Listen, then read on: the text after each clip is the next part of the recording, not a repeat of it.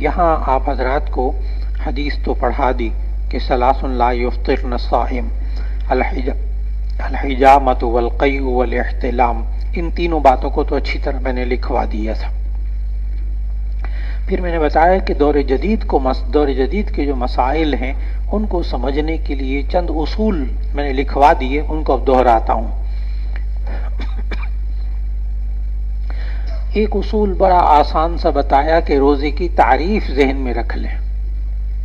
روزے کی تعریف اصطلاحی کہ هو الامساک عن الاکل والشرب والجماع، کہ روزہ کسے کہتے ہیں؟ اس کی تعریف کیا کہ رکنا کھانے سے، پینے سے، ازدواجی تعلق سے۔ ان تین چیزوں میں سے کسی ایک سے روزہ ٹوٹے گا، اس کے علاوہ روزہ نہیں ٹوٹے گا۔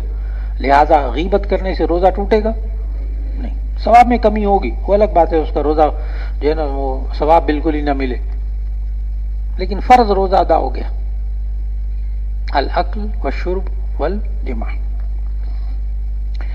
اب دور جدید کے جو مسائل ہیں نا ان کو آپ ایک دم سمجھ لیں گے۔ میں نے آپ حضرات سے عرض کیا تھا، حضرت مولانا مفتی تقی عثمانی صاحب والا جملہ کہ جی ہم جدید مسائل کو کیسے معلوم کریں، کون سی ایسی کتاب ہونی چاہیے جس کا ہم مطالعہ کریں تو ہم بھی اسی طرح جدید مسائل بیان کریں۔ تو انہوں نے آگے سے کیا جواب دیا کہ قرآن اور حدیث میں تعمق پیدا کرو، آپ کو جو دور جدید کے مسائل خود ہی معلوم ہو جائیں گے، بلکہ جو بھی نئی استادوں نے بتایا وہ بھی آپ نکال کے معلوم کر لو گے۔ ابھی میں اس کا مظاہرہ کرنے لگا ہوں کہ اب میں ایک ایک سوال کرتا جاؤں گا، آپ اس کو لکھتے بھی جائیں گے اور ساتھ ساتھ دیکھیں گے اس سے روزہ ٹوٹتا ہے کہ نہیں ٹوٹتا۔ مثال کے طور ہم نے پڑھا الحجامہ، سنگی لگوانا، پچھنے لگوانا، کہ رگ کو کاٹتے ہیں، اس میں سے خون نکال کر چوس لیتے ہیں مشینوں کے ذریعے یا کپ کے ذریعے، تو کیا اس سے روزہ ٹوٹے گا؟ آپ کے پاس دلیل بھی موجود ہے کیوں نہیں ٹوٹے گا، کیونکہ اس میں الاکل والشرب والجماع متحقق نہیں ہوا۔ تو سنگی حجامہ، سنگی لگوانے سے کیا روزے میں سنگی لگوائی جا سکتی؟ اب مجھے دور جدید کے مسائل ساتھ ساتھ لکھتے جانا، اچھا میں بار بار نہیں لکھواؤں گا۔ دانت میں درد ہو گیا، ڈاکٹر نے کہا داڑھ نکلوانی ہے، داڑھ نکلوانی ہے، تو داڑھ نکالنے سے روزہ ٹوٹے گا؟ اور داڑھ میں اگر دوائی رکھ دی تو روزہ ٹوٹے گا نہیں۔ تو دانت نکلوانے سے، دانتوں کا علاج کرانے سے روزہ نہیں ٹوٹتا۔ اب وہ کئی میرے ڈاکٹر تھے، میں پڑھاتا رہا پہلے جو بی ڈی ایس میں، یعنی جو ڈینٹل ڈاکٹر بنتے ہیں نا ان کو پڑھاتا رہا، تو وہاں باقاعدہ یہ میرے لیکچر ہوتے تھے کہ کیا دانتوں والا ڈاکٹر جو ہے، کیونکہ اکثر دانتوں والے ڈاکٹر نا رمضان میں دن کے وقت بند کر دیتے ہیں دکانیں، رات کو کھولتے ہیں، کہتے ہیں دن میں روزے دار آتے ہی نہیں ہے کہ روزہ ٹوٹ جاتا ہے۔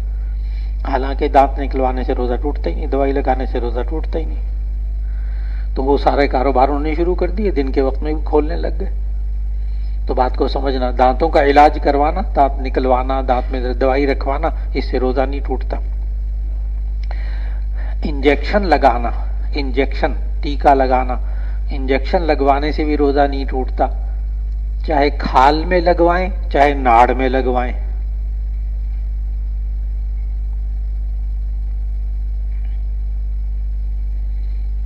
چاہے کھال میں لگائیں، کھال میں لگاتے ہیں انٹرا مسکولر، اور جو وین میں لگاتے ہیں رگ میں تو اس کو کہتے ہیں انٹرا وینس اور انٹرا مسکولر، یعنی وین میں ٹیکا لگواتے ہیں رگ میں، اس سے بھی روزہ نہیں ٹوٹتا، چاہے کسی قسم کا ٹیکا۔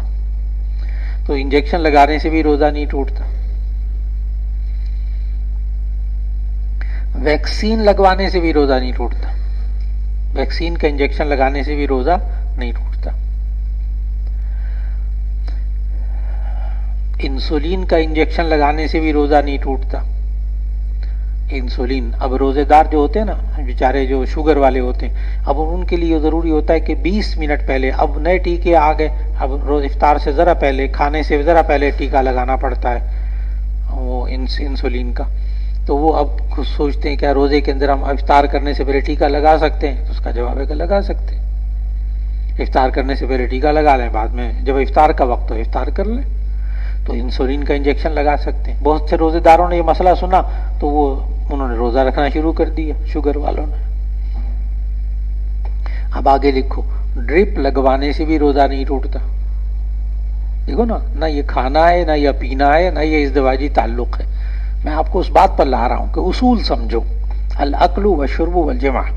اس کی خلاف ورزی ہوگی تو روزہ ٹوٹے گا. تو ڈرپ لگوانے سے بھی روزہ نہیں ٹوٹتا. اب وہ وامٹنگ ہو گئی، بخار ہو گیا، فلاں ہو گیا، ڈاکٹر کہتا ہے ڈرپ لگا لو، تو لگوا لو، روزہ کیوں توڑ رہے؟ روزہ رکھو، کوئی حرج کی بات نہیں. اسی طرح خون دینا، اس سے بھی روزہ نہیں ٹوٹتا. خون ٹیسٹ کروانے سے بھی روزہ نہیں ٹوٹتا. خون ٹیسٹ کروانے سے بھی روزہ نہیں ٹوٹتا.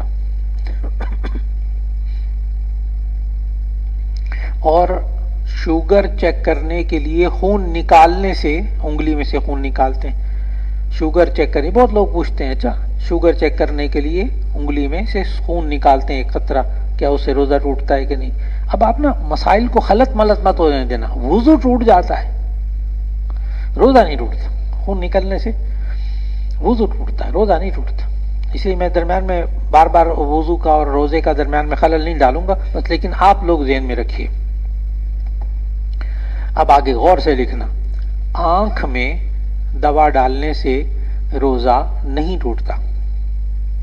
آنکھ میں دوا ڈالنے سے روزہ نہیں ٹوٹتا، اگرچہ دوائی کا ذائقہ حلق میں آ جائے.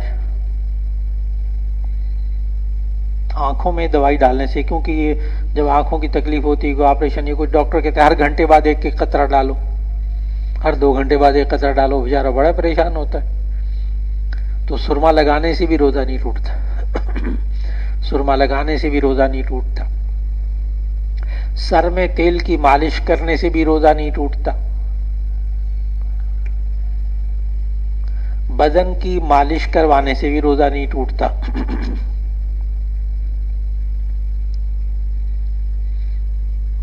اب آگے لکھو الگ سے، ناک اور کان میں دوا ڈالنے سے روزہ ٹوٹ جاتا ہے.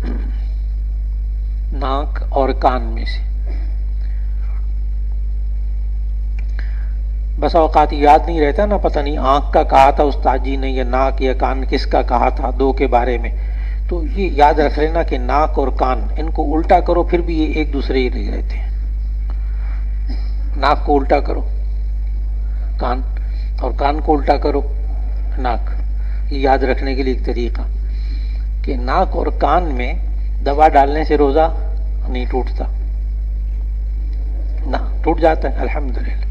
تو ناک اور کان میں روزہ دوائی ڈالنے سے روزہ ٹوٹ جاتا ہے. اب آگے لکھیے گا، البتہ کان کے بارے میں لکھیے الگ سے.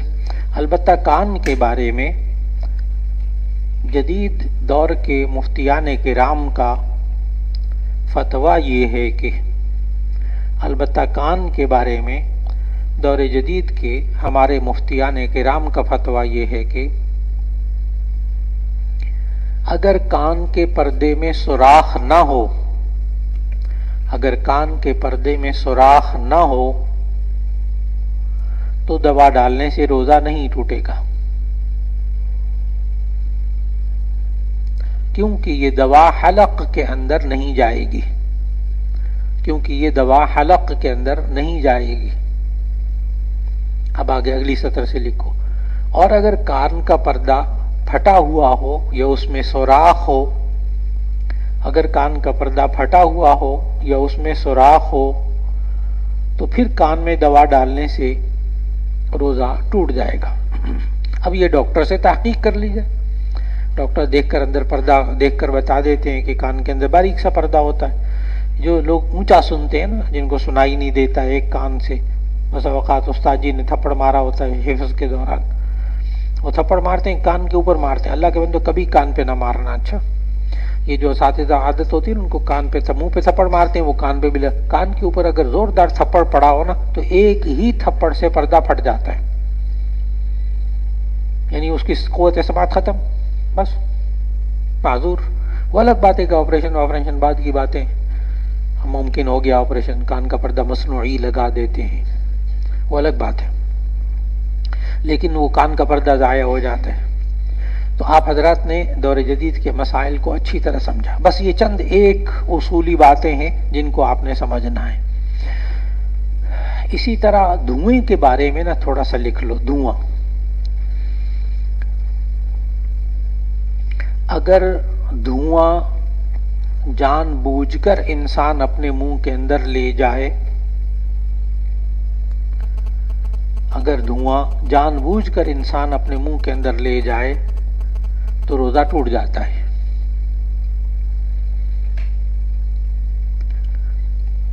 لیکن جی مثال بھی لکھ لو، جیسے اگربتی جلائی اور اس کا دھواں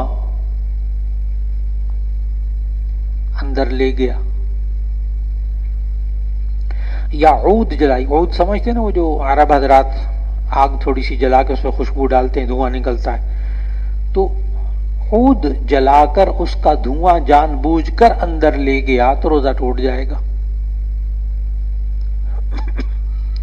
اسی طرح سگریٹ پینے سے بھی روزہ ٹوٹ جاتا ہے. اسی طرح سگریٹ پینے سے بھی روزہ ٹوٹ جاتا ہے، کیونکہ اندر دھواں پی جاتا ہے بندہ. سگریٹ پینے سے بھی روزہ ٹوٹ جاتا ہے. اب آگے لکھو. لیکن خوشبو لگانے سے لیکن ایسی خوشبو جو دھوئیں والی نہ ہو، ایسی خوشبو جو دھوئیں والی نہ ہو، اس کو سونگھنے سے وضو نہیں ٹوٹتا، روزہ نہیں ٹوٹتا. جو خوشبو دھوئیں والی نہ ہو اس کو سونگھنے سے روزہ نہیں ٹوٹتا. لہذا روزے کی حالت میں خوشبو سونگھنا جائز، روزے کی حالت میں خوشبو سونگھنا جائز، پھول سونگھنا جائز.